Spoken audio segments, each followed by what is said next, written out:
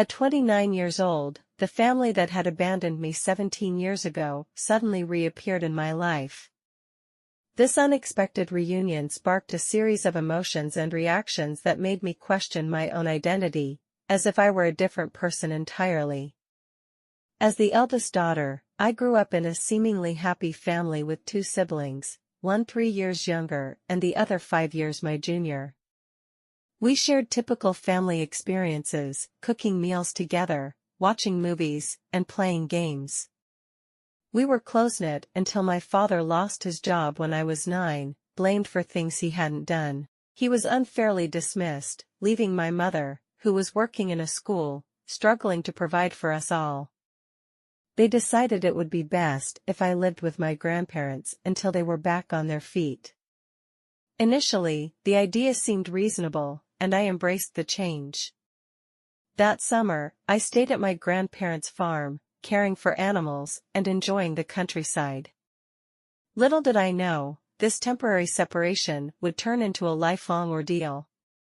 When school was set to resume, my parents assured me they were working on arranging a new home. I stayed a few extra days with my grandparents, waiting for their call. However, the promised days turned into weeks and weeks into months. Every attempt to contact my parents was met with unanswered calls and empty promises. I grew frustrated and desperate for answers. I asked my grandparents if they knew anything, but they were as clueless as I was. Seeking help, I filed a missing persons report, but my grandparents dismissed it as mere drama, grounding me for my efforts. Feeling abandoned and betrayed, I pleaded with my grandparents to provide me with an education. They enrolled me in a local public school, but adjusting to the new environment took time. Despite the challenges, I focused on my studies, determined to escape my grandparents' farm and find my parents.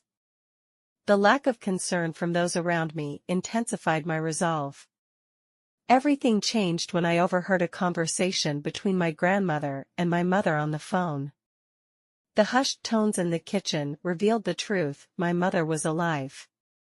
My hope was rekindled, but the mystery of my parents' disappearance only deepened, leaving me with more questions than ever before. We were discussing my progress in school and various aspects of my life, and hearing her voice stirred up a whirlwind of emotions within me. I couldn't contain my feelings, and before I could stop myself, I called out to her. The moment my voice reached the other end, silence fell. Frantically, I screamed and cried into the phone, hoping that if I shook it hard enough, her voice would echo through the receiver. Grandma emerged from the kitchen, her face a mix of concern and frustration, instructing me to go to my room. I unleashed my anger on her, demanding to know why she had hidden my mother from me and why she refused to divulge any information, despite my pleas. Grandma remained steadfast in her silence, leaving me to accept the painful reality that my parents had essentially abandoned me. Shortly after that heartbreaking phone call, my grandparents sent me to live with a distant aunt, a 5-hour drive away from their farm. I often wondered why my parents had chosen to send me away, but I never received a satisfactory answer. My aunt, my mother's cousin, turned out to be a compassionate and understanding soul. She embraced me with open arms, and when I questioned her about my parents, she admitted she didn't have any answers. Her sincerity was palpable, and I chose to believe her. From the moment I moved in with my aunt at the age of 13, she became my rock. Whenever I struggled with my emotions, she was there to guide me, offering solace and understanding. She even encouraged me to seek therapy, a decision that initially left me hesitant but eventually proved immensely beneficial.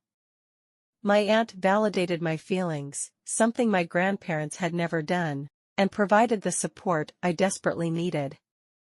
By the time I finished high school, my aunt had become the most significant person in my life, filling the void left by my absent parents. She supported me through my journey to becoming a veterinary doctor, following in her footsteps. At 21, I approached her with adoption papers, wanting her to be my legal parent.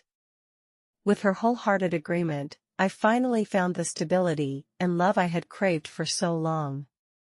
Having completed my degree, I now work as an intern in a hospital, striving to gain valuable experience. My career path has led me to move into a new apartment away from the familiarity of my aunt's home. Despite the physical distance, I still visit her whenever I can. 2 days ago, on my day off, I was relaxing at home when the doorbell rang. Anticipating a delivery, I opened the door only to find my estranged family standing there, my mom, dad, and youngest brother. They appeared both unfamiliar and yet hauntingly recognizable. Stunned into silence, I couldn't find the words to express my emotions. They handed me an envelope containing a letter from my grandparents. According to the letter, I had allegedly run away from their home, refusing to maintain contact, causing them immense emotional distress. They demanded I pay for my brother's education, leveraging my newfound status as a doctor, threatening legal action if I refused. The situation made no sense to me. How could I be blamed for running away when I had been sent away by my grandparents? Why should I be financially responsible for my brother's education when I had no say in the matter? The demands felt unjust, leaving me bewildered and conflicted about how to respond. Why should I care about people who abandoned me for 17 years with a head full of unanswered questions? I staunchly refused to help them, insisting they leave my premises. When they persisted, I called the cops. They claimed to be my parents, but I stood my ground, stating that legally I was my aunt's daughter and provided her name. The authorities contacted her, and she confirmed my status, resulting in my family receiving a warning about trespassing and harassment. Since then, I've been bombarded with hurtful messages on social media from accounts owned by my family, labeling me as heartless. I confided in my aunt about everything, and although she understood my actions, she questioned whether I did the right thing. In the midst of this turmoil, my parents showed up at my workplace, causing a scene. Hospital security intervened, calling the police and escorting them off the premises. I couldn't fathom why my family, absent for so long, suddenly wanted to be a part of my life. The emotional toll weighed heavily on me. My therapist suggested talking to them, but I resisted. Eventually, I agreed to meet them in the presence of my aunt. Their explanation was disheartening. They sent me to my grandparents due to financial struggles, thinking it would be easier with one less mouth to feed. When circumstances improved, they couldn't afford to bring me back. Now, with their savings depleted, they wanted me to support them and pay for my brother's needs. They admitted fabricating the threat of legal action, hoping to guilt me into compliance. Each word shattered my heart, but I stood firm. I reminded them of my legal detachment and threatened legal action if they ever bothered me again at home or work. Despite their pleas for forgiveness, I walked away, my heart hardened against them. My therapist suggested I might be struggling to empathize, but the truth was I felt nothing for them. If I could, I'd erase them from my memory without a second thought. Since my last update, my family has ceased reaching out to me. On the other hand, I have completed my internship and am considering another residency program before I sit for the NAV. I hold on to hope that my future will be all right. Sometimes, I won't deny it, I wish I had a better relationship with my parents. Nevertheless, I'm content with having my aunt as my sole parent. She proves to be a far superior mother than the other one. I made her a bridesmaid, yet she showed up in a white floral dress, angering everyone. My in-laws forced her to change, threatening to exclude her from family events if she didn't comply. She apologized afterward, and I thought she had moved past her immature behavior. Clearly, I was wrong. Things took a turn when I found out I was pregnant with my first child. I was thrilled and couldn't wait to share the news. While everyone else was excited, my sister-in-law's behavior was different. She didn't seem happy for us and consistently managed to make the moment about herself.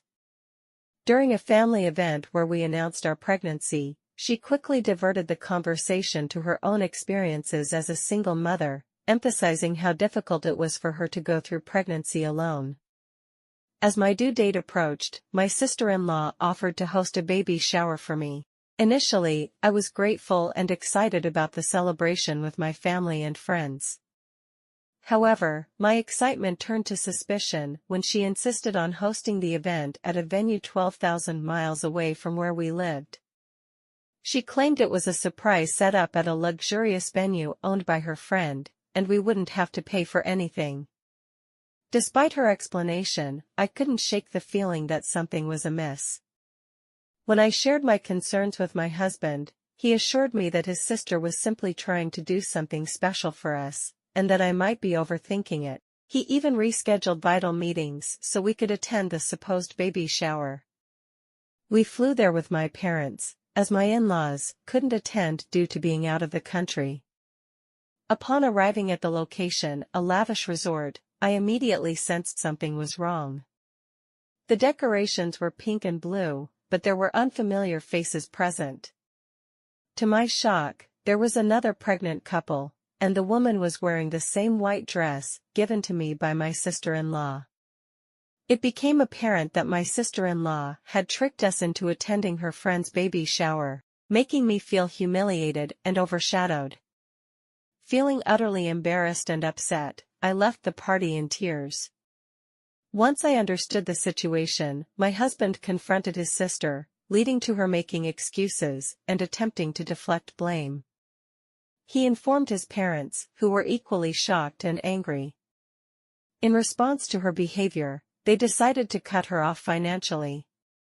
They had been supporting her for years, but after her actions, they withdrew their financial aid and decided she should fend for herself. They even warned her not to show up until she learned to act responsibly. Although my sister-in-law blames me for her misfortune, I maintain that I didn't ask my in-laws to take any action. This was entirely her own doing. While she tries to manipulate me, portraying herself as a single mom, I can't help but believe she deserves the consequences of her actions. Despite her attempts to guilt-trip me, I stand firm in my belief that she brought this upon herself. My sister-in-law is by no means destitute. She won't be left penniless with her son due to this situation. She just needs to adjust her lifestyle and figure out how to manage her boutique independently. Moreover, if my in-laws genuinely believed their grandchild was in jeopardy, they would step in. I'm confident they won't hold a grudge for long. Although they might not fund her boutique, they'll likely assist her with general expenses once she acknowledges her error and apologizes to me. Rather than attacking me for her perceived misfortunes, my husband firmly stands by my side, assuring me that I never have to forgive my sister-in-law or engage with her again. He apologized for not intervening earlier and taking stronger measures to keep her away from me. My kind mother-in-law is planning a genuine baby shower for me, promising a delightful celebration where I can focus on the joy of our upcoming child, forgetting about my sister-in-law's antics. However, my sister-in-law crashed my baby shower, despite being uninvited. On the day of the event, everything seemed perfect. My mother-in-law had beautifully decorated her backyard, and delicious food and drinks were served. We were happily chatting with our friends and family, opening gifts people had generously brought for us. But when my sister-in-law arrived, having found out about the party through social media, she exploded into a furious tirade. She created a scene, shouting that her parents didn't financially support her but had no issue throwing a lavish party for me, someone she deemed unworthy of such attention. At that point, my mother-in-law had had enough. She promptly escorted my sister-in-law out of the garden, apologizing to the guests for the disturbance. After the event, my in-laws apologized to me multiple times, suggesting I obtain a restraining order against my sister-in-law.